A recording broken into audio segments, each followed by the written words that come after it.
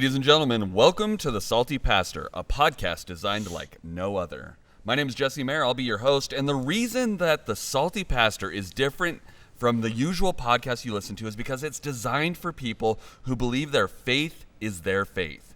They take their relationship with Jesus seriously. They are looking for tools, knowledge, and insight so that their faith grows stronger, deeper, and more courageous. They aren't interested in someone telling them what to think or what to believe. They don't want filters, narratives, or nomenclature. They want the truth of Scripture, the truth of Jesus, and the truth of the New Testament that changes the way we see reality around us. The Salty Pastor is for people who want to know more, do more, and be more. So let's welcome our very own Salty Pastor, Dr. Douglas Peake. Well, thank you. I didn't get the Douglas Peake today. I got to mix it up a little bit. Well, I like the way you said that because one of the defining differences of Foothills Christian Church, for all of you listening, is that we not only want to know what the Bible says, we want to know how it influences the most powerful ideas and philosophies, the behind the scenes that are driving culture, society, and nations, as well as is what it is that drives us as human beings. We are very concerned that people embrace their own faith, grab a hold of their own faith, they take responsibility for their own faith, because that's the only way you're going to be happy. That's the only way you're going to be courageous, more confident, more everything to navigate the world in which you live. Well, and especially when it comes to happiness, it's amazing how a letter from the Apostle Paul wrote 2,000 years ago to a group of people living in a Roman city of Philippi is revealing the true nature of happiness today in our time. So where it comes from, how we can develop it, and how we live in it, these are all covered in this letter from Paul. Yeah, and even though it was written 2,000 years ago, it is the revelation of God. It is inspired by God. Therefore, when we take a moment to simply know what it's actually saying, and I think historical and philosophical context is critical to understanding the core principles that are being revealed by God through the hand of Paul, in particular for this letter, we find life-changing truths that last for an eternity. So today we're going to be digging into Philippians chapter 3, verses 15 through 21. Last week we discovered the link between confidence and happiness. Paul connects our confidence to joy, and then he points out if we put our confidence in personal achievement, we end up losing our happiness and eventually our confidence. On the other hand, if we place our confidence in knowing Jesus and the power of his resurrection, we have an eternal confidence. So today, Paul shows us how we're implementing these into our lives and the challenges we're going to face when we try and live happy. Yeah, so let's go through this passage of Scripture and discover what it's actually saying, because it's going to help you understand how you not only must know what it takes to be happy, but you also need to walk the path of happiness, right. And that requires something special. And so just remember, in the first 14 verses of chapter 3, he's talking about where do you put your confidence, and we showed last week how confidence and happiness are intimately linked together. And so now what he says is, look, verse 15, therefore, so whenever you see the word therefore, that means what he's about to teach is directly linked to what he just talked about, and that is, do we place our confidence in knowing Christ for an eternal confidence? He goes, therefore, all who are mature, let's have this attitude. And then he puts a little descriptor in there. If anything, you have a different attitude, God will reveal that to you as well. So he's not trying to be argumentative with them. He's just saying, look, we who are mature should have this attitude.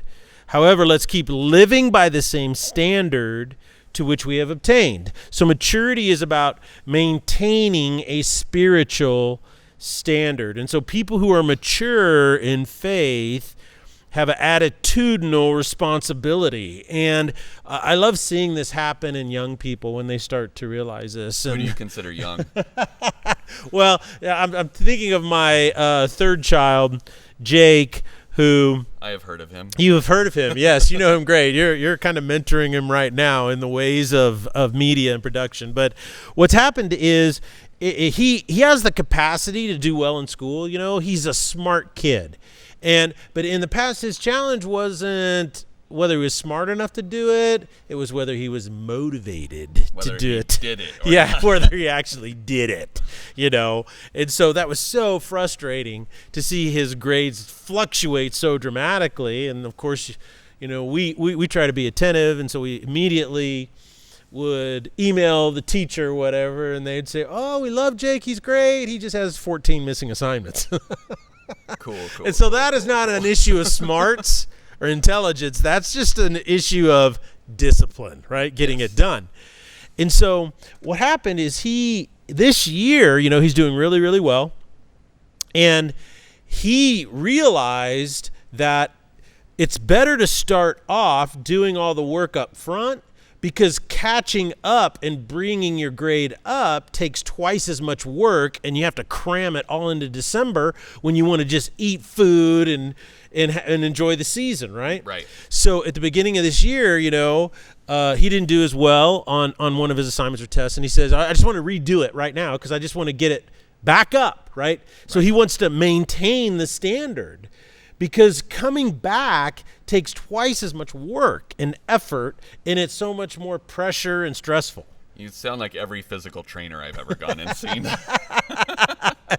Yes, it's so much better to keep it than losing it and trying to get it back. And that's what Paul's saying, is that if you're mature in the faith, what is it about joy? This baseline attitude of joy that you have. You're now a confident person, a courageous person, a faith-filled, faith-directed person. You see the world through a lens that makes sense to you. It's not all chaos anymore. It's not all confusion. It's not filled with fear and uncertainty.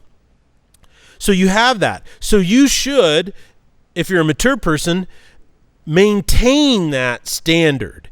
And he then tells us, verse 17, how you do that, brothers and sisters, by join in following my example. So join me in the example that I have set, and observe those who walk according to the pattern you have in us. So follow my example, which is a really big deal. And he says, and then watch and follow those who are walking according to this pattern that we've obtained. So in other words, find the people that are being successful at it, and then watch them, observe them. And this is where we see the standard of discipleship, which is following another one's example, really come to the surface in Paul's thinking about joy. And that is that find these people who are mature in the faith and they're joyful, and then follow their example. Do what they do. Observe them. Draw from their wisdom. And so mentorship, or is what we would call it today, or discipleship, which is the New Testament term for it, is really a way of life. It's a pattern. So he says, observe the people who are walking according to the pattern. So it's a way of life. Right. And now I noticed that another one of Paul's shifts in themes, as he calls out some people, right? Mm-hmm. And what I've learned is this is not a digression. Mm-hmm. As we've been doing this podcast together, I'm learning more about how these guys write. Mm-hmm. But an important part of his thought process instead of a digression. So my question is, who are these people that he's calling out, and how is it connected with his overall principle? Yeah, so he's talking about, follow someone's example, take mentorship, important for maintaining this pattern of life for joy, right? And we've talked before about how joy is that baseline attitude. It's not a mood, okay? It's just that stable baseline attitude that you always will regress to, regardless of if it's a good or bad thing happening to you. And look at what he says in verse 10. He goes, now many walk. So there are people who don't live according to this pattern. Okay, there are many who walk, of whom I'm often told you. So I've warned you that there are people out there that don't walk to the same pattern that we do. He goes, and I now tell you, even as I weep, that they are enemies of the cross of Christ, whose end is destruction, whose God is their appetite, and whose glory is in their shame.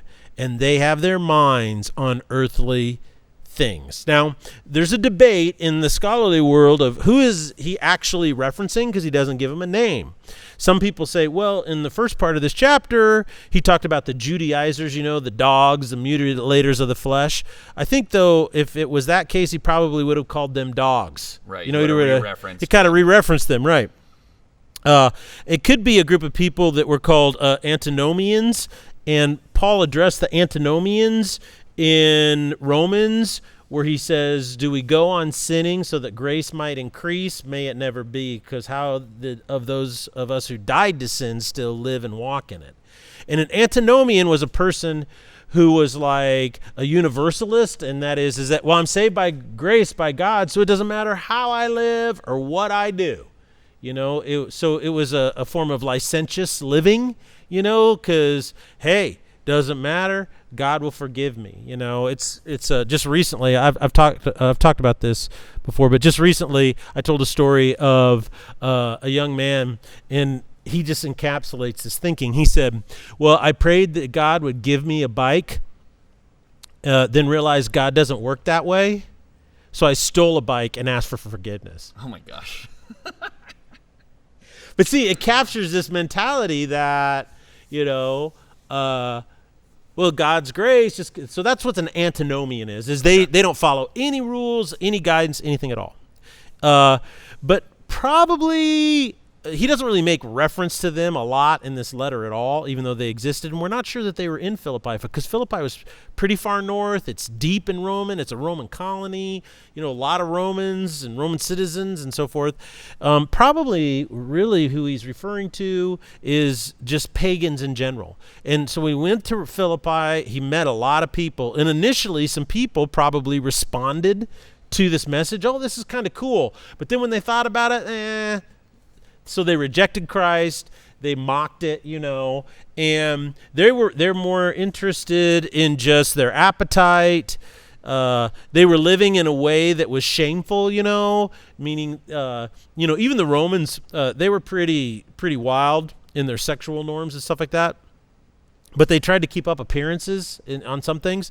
These people were just like, well, I don't care. Do what they want. And they gloried in it. Look at me. I'm, a vile drunk, or I'm this or that, and this is my glory, being a person totally immersed in the pleasures, which there was a Greek philosopher by the name of Aristippus who postulated that the purpose of life is to fulfill your pleasures. And so he was the father of hedonism, they called it. And, of course, other philosophers, ancient Greek philosophers, came along and debunked his theory quite specifically and effectively. So what we see in verse 18 is a group of people that lost the attitude of joy and that baseline, and so their end is their destruction, or their destruction is in their shame. And at the very beginning of verse 19, he says, their end is destruction. And I think that's really interesting, is that their lives were destroyed by this, which was not about happiness or joy. It was just about terrible things. So why in this letter that seems to be so focused on your joy did Paul take the time to call out these people that, are doing these things? Well, I think it's because maturity is about staying the course, living this pattern of life, maintaining a standard, and we can lose that baseline attitude of joy. We can, if we allow people to influence us in ways we don't recognize, and it happens all the time. People go off to college, right? They're real involved in their church, involved in their youth group. They want to live their life's dream. They get into the college they want in Arizona or California or back east or the Midwest or wherever they want to go. And so they go to college and they come back, a year later, and they're like, why am I so depressed? Why am I so unhappy? And what some people tell them is that, well, you're unhappy because you believe in God. And if you believe in a God, that makes you feel guilty. And they're like, yeah, I don't like feeling guilty and ashamed. So what they're doing is they're listening to people whose end is destruction. God is their appetite. Instead of saying, maybe I'm living in a way or doing things or being influenced in a way that's making me depressed. Because I wasn't depressed before I went to college, but I'm depressed now. Right. You see? And what Paul is saying is that, look, people can influence you in ways you never know, and these are what these people are like. And so these are markers, they're red flags that you can look for in another person's life. Because they can be super funny, they can be super fun, they can, have a carefree attitude about life, but in the end, are those people really good for you? Or is the end of their lifestyle destruction? So this is why having a mentor, I think, as he talked about earlier in 17, about discipleship, is so critically important, because what it does is it helps guide your spiritual growth when you meet and engage with the world in new levels, right? And so you can kind of navigate that. Because notice what he says in verse 20. After he talks about them, he says, their end is in destruction. And then verse 20 goes, now our citizenship is where? It's in heaven. It's not on the earthly things. It's in heaven, from which we also eagerly wait for a Savior. So now that's our focus in life, eagerly waiting for Jesus.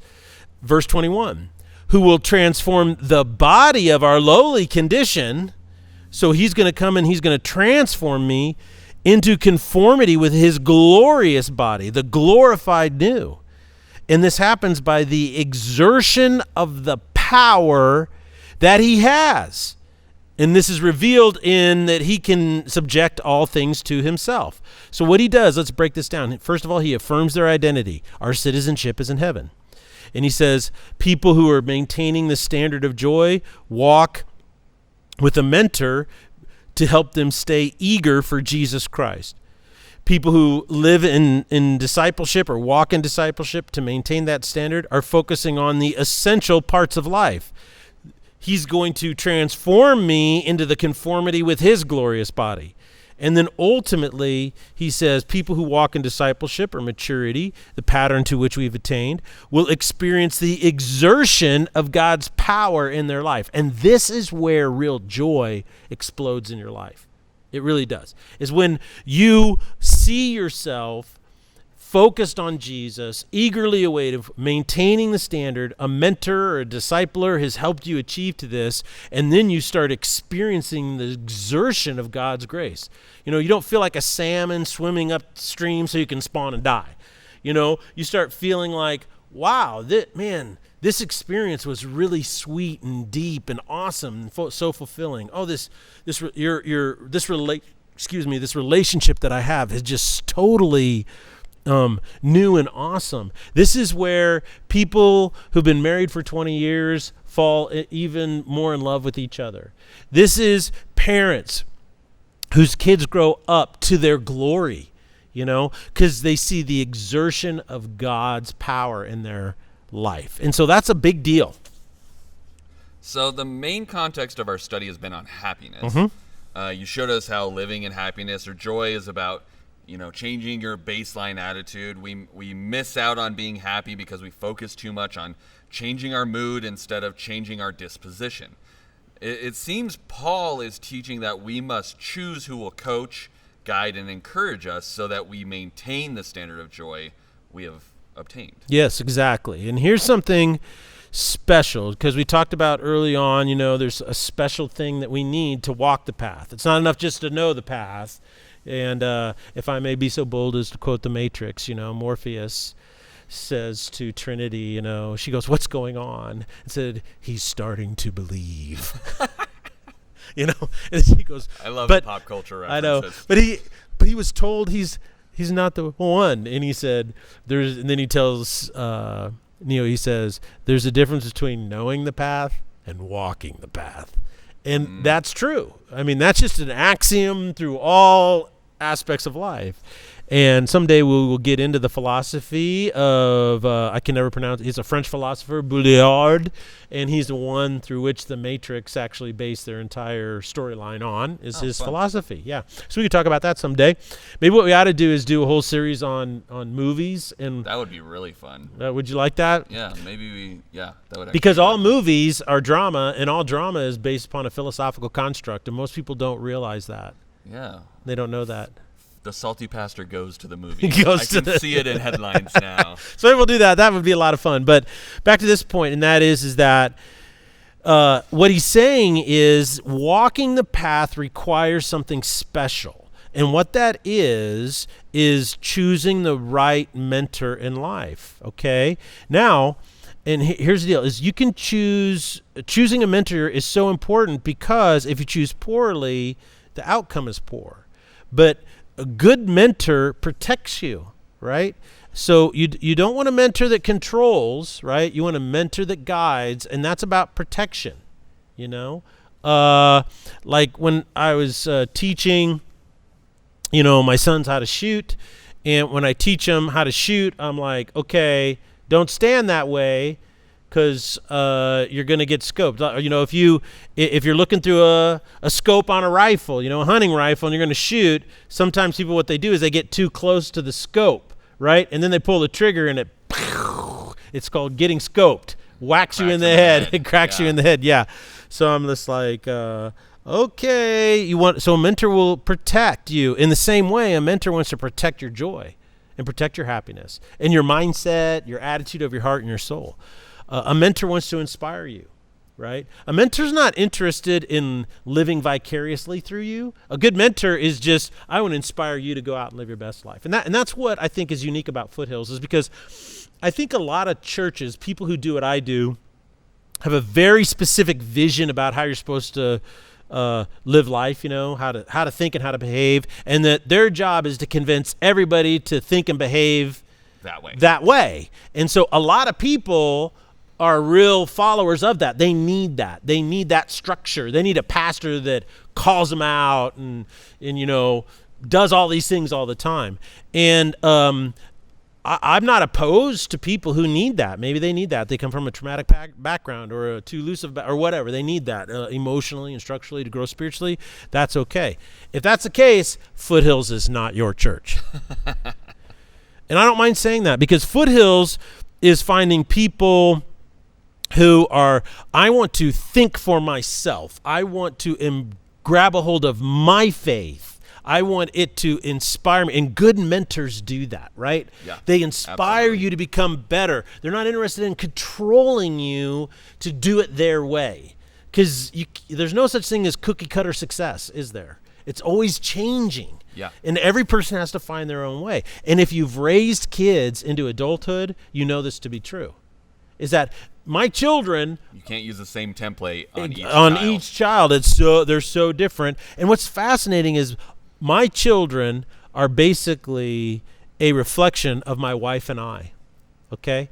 But at different levels. So the mix is different in every one of my children, and then that presents in a multitude of different ways, right? And so mentors are like parents who are really good at raising kids because they're interested in seeing you figure out who you are, your identity, and what you're called to do. And they really inspire you, and that brings happiness. Because early on we talked about how your happiness is definitely linked, changing that baseline attitude to discovering your reason for existence in life, right? And then the next thing, it's linked directly to what you choose to do with that purpose. So we talked about that and how humility is critical in that process. A good mentor will focus you on your identity more than anything else, right? Right. A good mentor is all about legacy, and a good mentor just wants to give over what they have to you so that you can pick up and run with it. So I think it's really, really critical to have a really, really good mentor in life. And what I think is so important about mentorship is that without it, I think you're going to find it really difficult to walk the path of happiness. And so that's why mentors are so important. Well, we're going to talk a little bit more about this on Thursday's podcast when you talk about the world in which we live and why mentorship is so important. But I've been thinking over and over again about this massive shift in the church right now in America because of COVID. People can't meet together and how they think. And so it got me thinking, and I shared this with the staff. And it's just, I was asking the question over and over again, and that is, how has the church survived the last 2,000 years? Because when you study history, going back 2,000 years, you think, wow, the church is amazing. It survived every political system that you can imagine. Well, and I mean, there's very few things that have survived this Yeah. that aren't the church. That are exactly. It survived dictatorships, monarchies, tribalism, fascism, totalitarianism.